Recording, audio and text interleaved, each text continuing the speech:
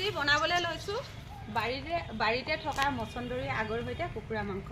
আহক তেনেহ'লে প্ৰথমতে মচন্দৰীখিনি মই বুটলি লওঁ।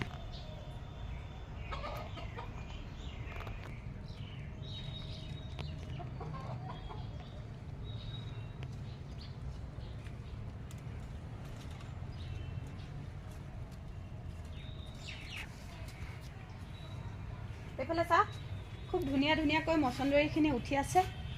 ইয়াৰে মই ধুনীয়া মচন্দৰী আগ কেইটামান লৈ লওঁ। আৰু আপোনালোকেও খাইছেনে মচন্দৰী আৰু কুকুৰা মাংসৰ এই জুতিখন? নাই খোৱা যদি খাই চাবচোন, খাবলৈ খুব ধুনীয়া লাগে। মচন্দৰী যিহেতু আমাৰ দেহৰ কাৰণেও ভাল আৰু খাবলৈ খুব মজা লাগে।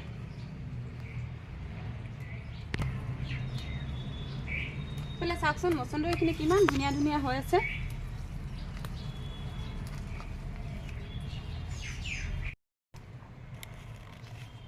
আৰু এইফালে লৈ লৈছোঁ মান ধনিয়া।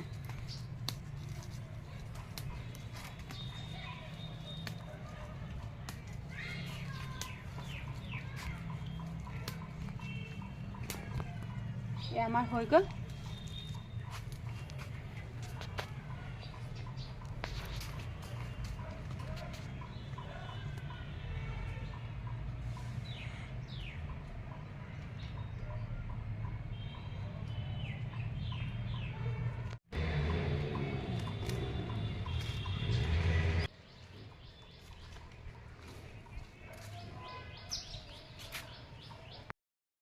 এইফালে প্ৰথমতে কেৰাহী এখন পাতি লৈছোঁ।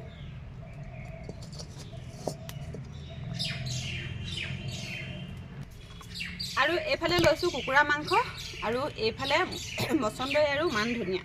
মাংসখিনি অকণমান সৰু কৰি লৈছোঁ। এইফালে এইটো কলিজাৰ মাংস, এইটো অকণমান সৰু কৰি লৈছোঁ। আনহাতেদি এইফালে কেৰাহীখন গৰম হ'ল। এতিয়া ইয়াতে গোটা মছলাখিনি দি দিম মই। ইয়াতে এয়া জিৰা, ধনিয়া আৰু জালুক গুটি এইখিনিও দি লৈছোঁ। এইফালে আদা, নহৰু আৰু পিঁয়াজখিনি ধুনীয়াকৈ গুচাই লৈছোঁ। ইয়াতে মই জলকীয়া দি লৈছোঁ আৰু এইখিনি খুব ধুনীয়াকৈ ৰঙচুৱাকৈ ভাজি লওঁ। এইফালে মছলাখিনি হ'ল, এইখিনিও কাঢ়ি লৈছোঁ।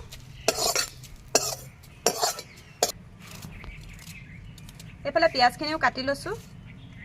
পিঁয়াজৰ ৰংবিলাক ইমান লাগিছে হাতত।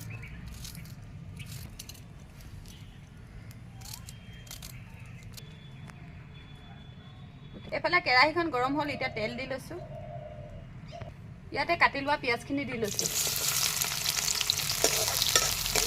পিঁয়াজখিনি অকণমান ৰঙচুৱা হোৱালৈকে ভাজি ল'ম। তেলতে মই হালধি দি লৈছোঁ। ইয়াতে মাংসখিনিও দি লৈছোঁ।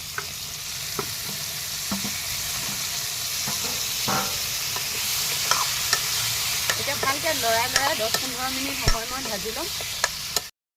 এতিয়া ইয়াতে মছলাখিনি খুন্দি ল'ম।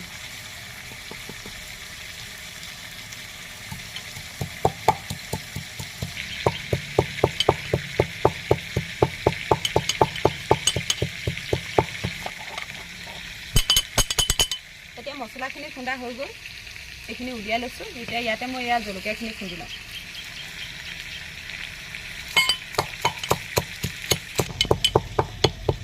এইফালে জলকীয়াখিনি সম্পূৰ্ণকৈ খুন্দা নাই, মই আধা খুন্দা কৰি এইখিনিও কাঢ়ি লৈছোঁ। এইফালে আদা, নহৰু এইখিনিও খুন্দি লওঁ।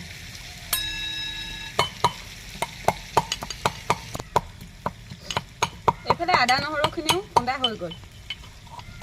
খুন্দনাটোতে এইখিনি থাকিবলৈ দিম। এতিয়া এইফালে মাংসখিনি চাওকচোন কিমান ধুনীয়াকৈ ভজা হৈ গৈছে। ইয়াতে মই এতিয়া নিমখ দি ল'ম। এইখিনি লৰাই আৰু অকণমান সময় 5 মিনিটমান সময় মই ভাজি। এইফালে মাংসখিনি ভাজি কিমান ধুনীয়াকৈ তেল ওলাইছে চাওক। এয়া দেখিলে নহয়। মাংসখিনি ভজা হৈ গ'ল। ইয়াতে খুন্দি লোৱা জিৰা, ধনিয়া, জালুক আৰু জলকীয়া গুড়ি সেইখিনিও দি লৈছোঁ। দি লৈ আৰু অকণমান সময় ভাজি ইয়াতে আদা, নহৰু, সেই আদা, নহৰু খুন্দাখিনিও দি লওঁ।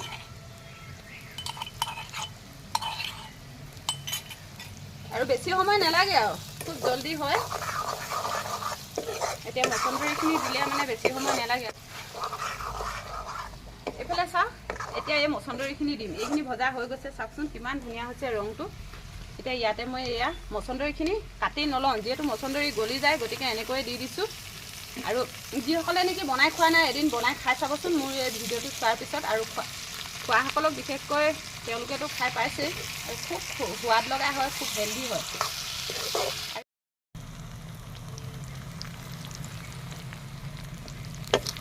এয়া দেখিলে নহয় কিমান ধুনীয়া হৈছে চাওক। এতিয়া ইয়াতে অকণমান এই খুন্দনাটো, যিখিনি নেকি খুন্দনা উখলা পানীখিনি, সেইখিনি অকণমান দি লৈছোঁ, আৰু বেছি পানী নিদিওঁ।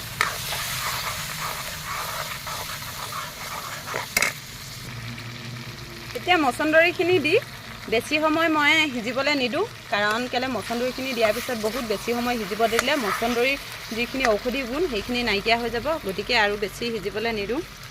এতিয়া আমাৰ এয়া মচন্দৰী আৰু কুকুৰা মাংস হৈ গ'ল।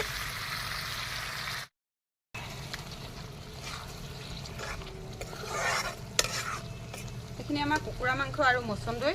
ইয়াতে মই এয়া মান ধনিয়া পাতখিনি ধুনীয়াকৈ এনেকৈ মচন্দৰী দি লৈছোঁ।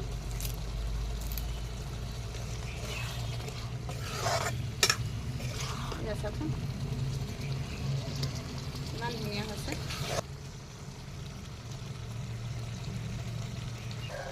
এতিয়া এয়া তৰকাৰীখন মই নমাই, এইফালে এতিয়া ভাতকেইটা বাঢ়ি লওঁ। প্ৰথমতে নেমু এটা ছিঙি আনি লওঁ।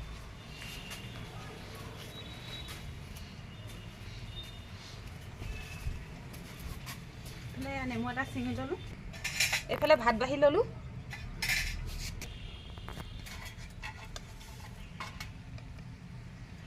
মচন্দৰী আৰু কুকুৰা মাংস।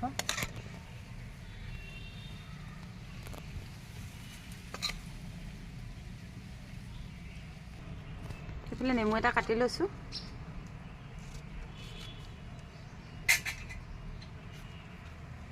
এখন নেমু লৈ লৈছোঁ।